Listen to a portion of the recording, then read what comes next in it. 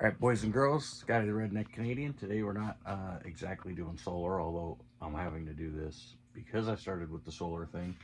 Because remember when I moved my fridge, there was carpenter ants under it, so um, I didn't want to put a quick patch on it. And then I was like, you know what? If I got to tear this kitchen apart, I'm gonna make it back the way I want it because I'm gonna be living in this cabin until I either decide to build another one or I'll just be living in this cabin. So anyway, this is what I got going on, and I don't know, I'll make a little video because you guys seem to like this shit. Okay, so I'm not changing anything over here. In fact, I did kind of change something because the dishwasher used to sit here, and I used to have to roll it over and to run it. But now it's here. The cart fit perfectly underneath here. It's awesome. You know, I finished the plumbing. Everything's good. The plumbing for the everything there. I'm gonna make a cover to fit all over all of that. So anyways, this is the layout that I'm dealing with. Before I had the microwave there and the big huge fridge was there, and then the dishwasher was here. So I got a smaller fridge. I'm keeping the electric range because I was like, you know what, I'll just flip the damn breaker on anytime I really need to use it rather than dick around with a 100-gallon propane tank. So I may or may not move this shelf, but obviously I have to refinish all of this stuff here. So I've started taking it apart. The warmth of the fridge made it a cozy little place for the mice back here, and even though it's spray foam, it stinks. So I'm gonna have to pull the rest of that off in the plastic and wash it down because it stinks, and I'm just not dealing with it. And then I'm just gonna have like 4 mouse traps in here at all times. Anyways, so I made myself the big slab that's out here, and I guess at this point maybe I'll put a video in there real quick to show you how I made that. But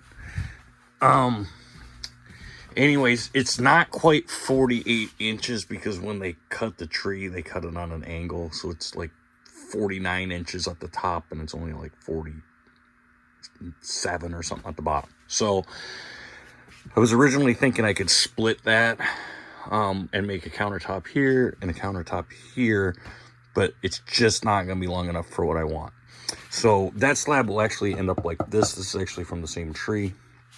I made this cutting board a couple of years ago. I treated it with beeswax and mineral spirits.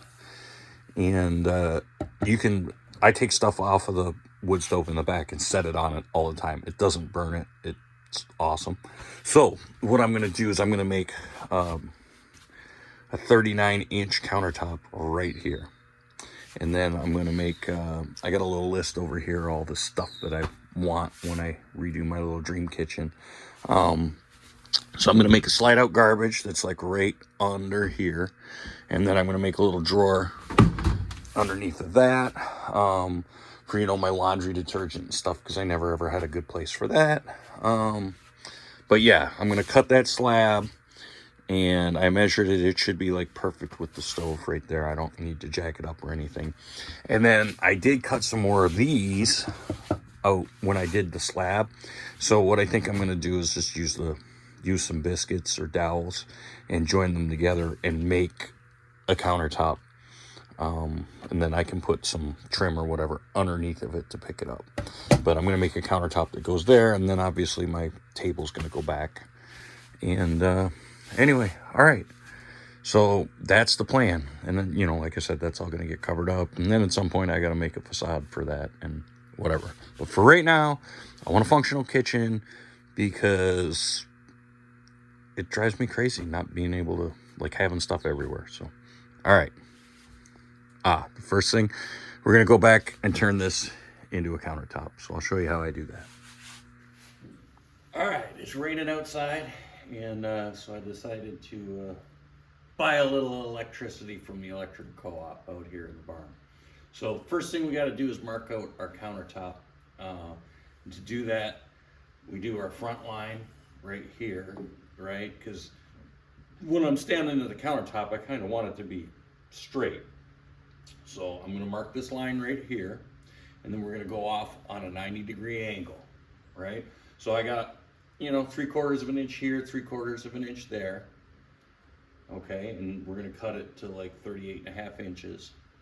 All right, so in order to do that, I'm gonna need to cut first at a 90-degree angle to this line here. So mark that up. And my circular saw pulls 13 amps, and I just did not want to deal with that either. So, all right. All right, I've got a nice clean cut here. Now what I'm gonna do, because it doesn't quite go all the way through, I'm just gonna use a hammer and a chisel. I'm gonna knock that off. Look out. Come on, get out of the way. Come on, go. Anyway, let me see. Just knock that off.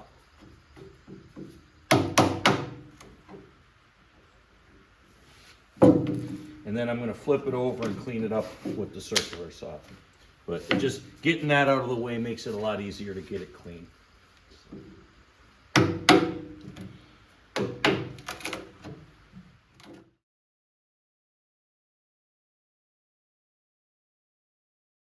Okay, now I got my straight line at a 90 to where I want my countertop edge to be. So now we got to make sure that we stay at 90s here.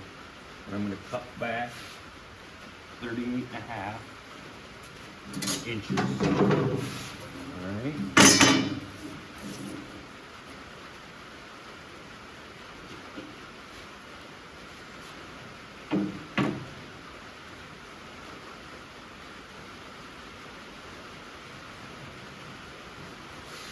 Okay. And then I'm going to draw my line in my other cut here.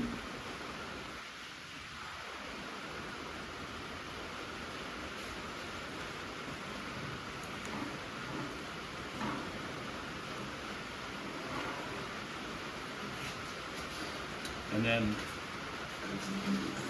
let's see what happens here.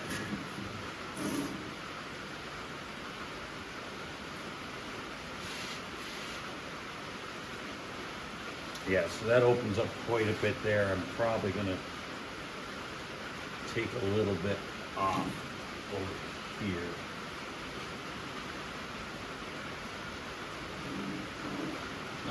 Probably something like that, but sometimes you got to cut them flush so that they sit up against the wall.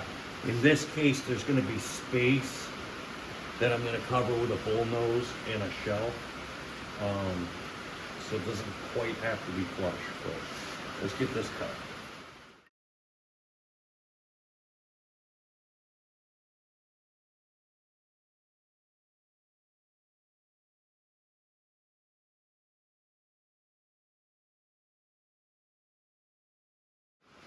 All right, so here's our, not finished product, but at least our not so rough product.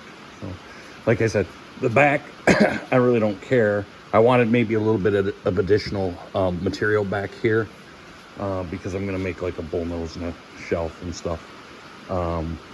Anyway, it's raining, it sucks, whatever. Let's see. Ooh.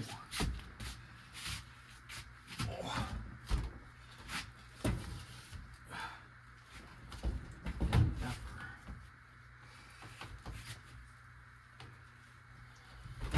There we go. Look at that. Oops.